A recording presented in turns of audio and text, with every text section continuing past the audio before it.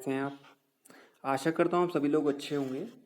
दोस्तों, मेरा नाम नरेश कुमार है और मैं स्वामी विवेकानंद राजकीय स्नातकोत्तर महाविद्यालय लोहाघाट में बीएड सेकंड सेमेस्टर का छात्र हूँ।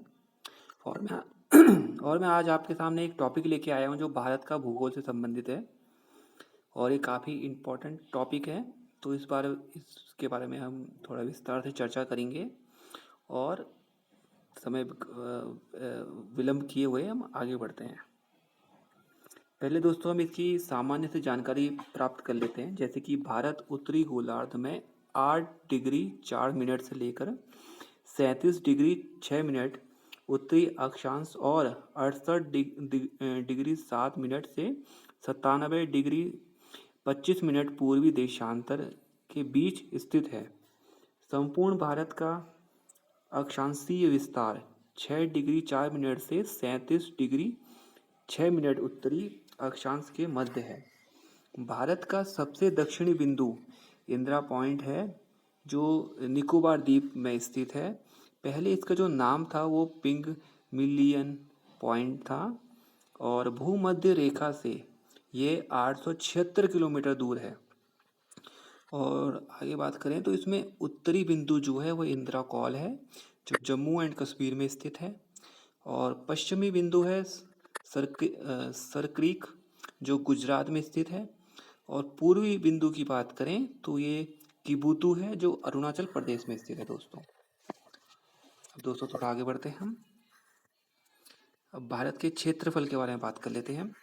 भारत का जो क्षेत्रफल है वो 32,87,263 वर्ग किलोमीटर है। क्षेत्रफल के दृष्टिकोण से भारत विश्व का 7वां सबसे बड़ा देश है, जबकि जनसंख्या की दृष्टिकोण से यह विश्व का दूसरा सबसे बड़ा देश है और पहला जो देश है वो चीन है। क्षेत्रफल के दृष्टिकोण से भारत के जो बड़े देश हैं उनके बारे में बात कर लेते हैं। सबसे बड़ा देश क्षेत्रफल की दृष्टि से रूस है, उसके बाद कनाडा है, उसके बाद चीन है, उसके बाद संयुक्त राज्य अमेरिका है जो यूएसए कहलाता है, उसके बाद ब्राज़ील और ऑस्ट्रेलिया है और 7वें नंबर पे हमारे देश भारत का नाम आता है और 8वें नंबर पे अर्जेंटीना का नाम आता है। क्षेत्रफल की दृष्टि से भारत का जो क्षेत्रफल है वो संपूर्ण विश्व के क्षेत्रफल का 2.42% है। जनसंख्या संपूर्ण विश्व का ये 17.5% है। अब दोस्तों थोड़ा और आगे बढ़ लेते हैं हम।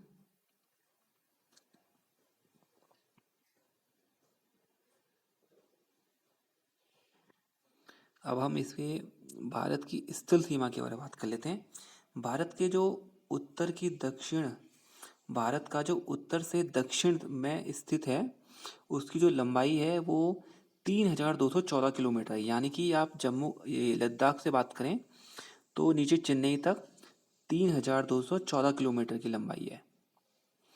और पूरब से पश्चिम का विस्तार हम जाने तो 2,933 किलोमीटर, यानी गुजरात से लेकर अरुणाचल प्रदेश तक 2,933 किलोमीटर। भारत की स्थल सीमा की लंबाई की बात करें तो 15,200 किलोमीटर, यानी कि भारत का पूरा जो सर्कल हम करें गोला, मतलब जितना भी भारत का जो भी बॉर्डर है चारों ओर उसे हम टोटल करें तो ये 15,200 किलोमीटर बनता है।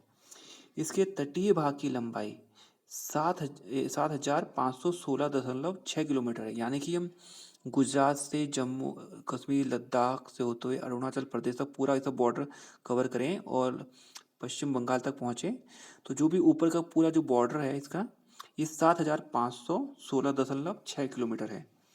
परंतु जब भूमि के तटीय भाग की लंबाई हम जाने तो वो 61 किलोमीटर है, 6100 किलोमीटर। यानी कि गुजरात से हम नीचे आए और चेन्नई से असम, असम से पश्चिम बंगाल, जो नीचे के समुद्री तटीय रेखा है वो 6100 किलोमीटर है। दोस्तों भारत के जो पड़ोसी देश हैं जिनसे भारत की जो सीमा लगती है वो 7 पड़ोसी देश हैं, उनके बारे में एक बार हम बात कर लेते हैं।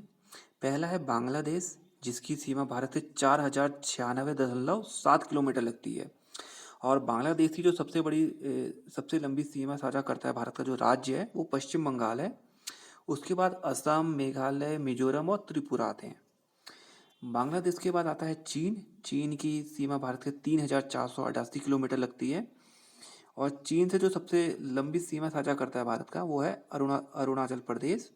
उसके बाद लद्दाख, हिमाचल प्रदेश, उत्तराखंड, सिक्किम आता है। उसके बाद चीन के बाद पाकिस्तान का नंबर आता है। मतलब पाकिस्तान की जो लंबाई है भारत के साथ सीमा रेखा, वो 3,323 किलोमीटर साझा करता है। जिसमें पाकिस्तान से जो सबसे सबसे ज़्यादा सीमा भारत की जो लगती है राज्य की, वो है राजस्थान। उसके बाद आता है गुजरात, पंजाब, जम्मू एंड कश्मीर और लद्दाख। अब इसके बाद बात करें तो हम इसके बाद आता है नेपाल। नेपाल की जो सीमा भारत से लगती है, वो 1,751 किलोमीटर लगती है। और नेपाल की जो सीमा भारत से सबसे ज़्यादा लगती है जिस राज्य से, उसका नाम है उत्तर प्रदेश। उसके बाद आता है बिहार, पश्चिम बंगाल और सिक्किम और उत्तराखंड। उसके बाद नेपाल के बाद बात करें तो हम उसके बाद आता है म्यांमार। म्यांमार की सीमा 1,643 किलोमीटर लगती है भारत से। और सबसे बड़ा जो राज्य है भारत का जिससे सीमा लगती है म्यांमार से सबसे ज़्यादा, वो है मिजोरम। उसके बाद आता है अरुणाचल प्रदेश, नागालैंड और मणिपुर। उसके बाद बात करें तो हम आता है भूटान। भूटान की लंबाई जो भारत से सीमा साझा करता है, वो 699 किलोमीटर करता है। और भूटान से सबसे ज़्यादा जो सीमा भारत की लगती है, भारतीय राज्य की, वो है असम। असम के बाद लगता है सिक्किम, फिर पश्चिम बंगाल और अरुणाचल प्रदेश से। और लास्ट है हमारा अफगानिस्तान। अफगानिस्तान की सीमा सबसे कम लगती है 106 किलोमीटर, जो लद्दाख से लगती है। और भारत ये पाक अधिकृत वो है राज्य क्षेत्र जो है। और भारत के कुल जो राज्य हैं पड़ोसी देश, उन भारत के जो राज्य है, जो 16 राज्य ऐसे हैं जिनकी पड़ोसी देशों के साथ सीमा लगती है। आगे बढ़ते हैं दोस्तों। अब हम इसकी तटीय सीमा एक बार हम जान लेते हैं। जैसे कि मैंने आपको बताया, भारत की कुल तटीय सीमा 7,516.6 किलोमीटर थी। और जिसमें की कुल मुख्य भूमि की लंबाई 6100 किलोमीटर थी। अब इससे आगे बात करते हैं। भारत की जो जलीय सीमा यानी समुद्री सीमा से जो लगे देश हैं, वो 7 देश हैं। जैसे कि पाकिस्तान, बांग्लादेश, म्यांमार और मालदीव, श्रीलंका, थाईलैंड और इंडोनेशिया से भारत की जो समुद्री सीमा से लगते हैं। और 3 देश ऐसे हैं, जैसे पाकिस्तान, बांग्ला और म्यांमार, 3 देश ऐसे हैं जो भारत के जलीय सीमा से भी लगते हैं और उससे स्तरीय सीमा से भी लगते हैं। इसके बाद बात करें, भारत के 9 राज्य ऐसे हैं जो तटीय रेखा के साथ लगे हैं। जैसे कि गुजरात, महाराष्ट्र, गोवा, कर्नाटक, केरल और तमिलनाडु, आंध्र प्रदेश, उड़ीसा और पश्चिम बंगाल। गुजरात राज्य की जो तट रेखा है, वो सर्वाधिक लंबी है और 1,663 किलोमीटर सीमा जो है लगती है। सबसे लंबी सीमा समुद्री भारत की। भारत का उत्तर प्रदेश जो भारत का राज्य है, वो सर्वाधिक 8 राज्यों के साथ सीमा बनाता है। जिसमें एक केंद्र शासित और एक अलग से केंद्र शासित राज्य है जो दिल्ली, उससे भी अपनी सीमा साझा करता है। भारत और चीन की जो बीच की सीमा है, उसको मैकमोहन रेखा कहते हैं। यह रेखा 1914 ईस्वी में शिमला में निर्धारित की गई थी। इसके बाद भारत और अफगानिस्तान के बीच जो सीमा है, वो डूरंड रेखा कहते हैं, जो 1896 में सर डूरंड द्वारा निर्धारित की गई थी। अब यह रेखा अफगानिस्तान एवं पाकिस्तान के बीच है। भारत और पाकिस्तान के बीच जो रेखा है, उसे जो बाउंड्री है, उसे रेड क्लिफ कहते हैं। रेड क्लिफ रेखा कहते हैं, जो 15 अगस्त 1947 को निर्धारित की गई थी। सर CJ रेड क्लिफ के द्वारा निर्धारित की गई थी इसे। दोस्तों आगे बढ़ते हैं। अब कर्क रेखा के बारे में जान लेते हैं। कर्क रेखा भारत से गुजरती है, जो लगभग भारत के 8 राज्यों को होकर छू के निकलती है। उन 8 राज्यों के नाम हैं गुजरात, राजस्थान, मध्य प्रदेश, छत्तीसगढ़, झारखंड, पश्चिम बंगाल, त्रिपुरा और मिजोरम। इसके बाद आगे बात करें तो भारतीय उपमहाद्वीप उपमहाद्वीप में सम्मिलित देश हैं। जैसे कि भारतीय उपमहाद्वीप में 5 देश हैं, जैसे कि भारत, पाकिस्तान, बांग्लादेश, नेपाल और भूटान।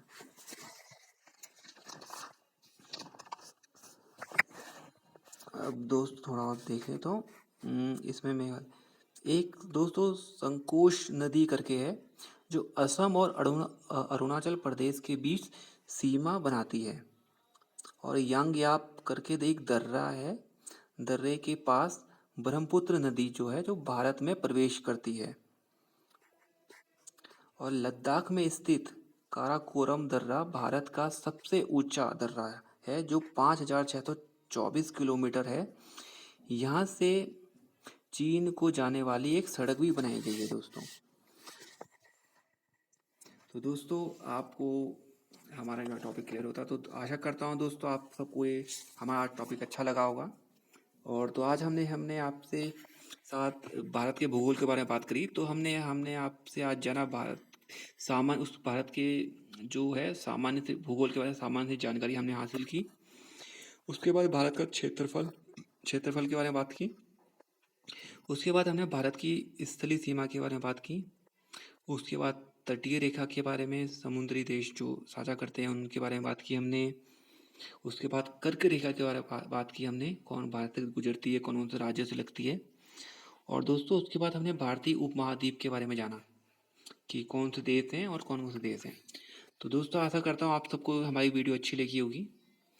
तो आपसे हम दोबारा मिलेंगे नई वीडियो के साथ। तब तक के लिए धन्यवाद।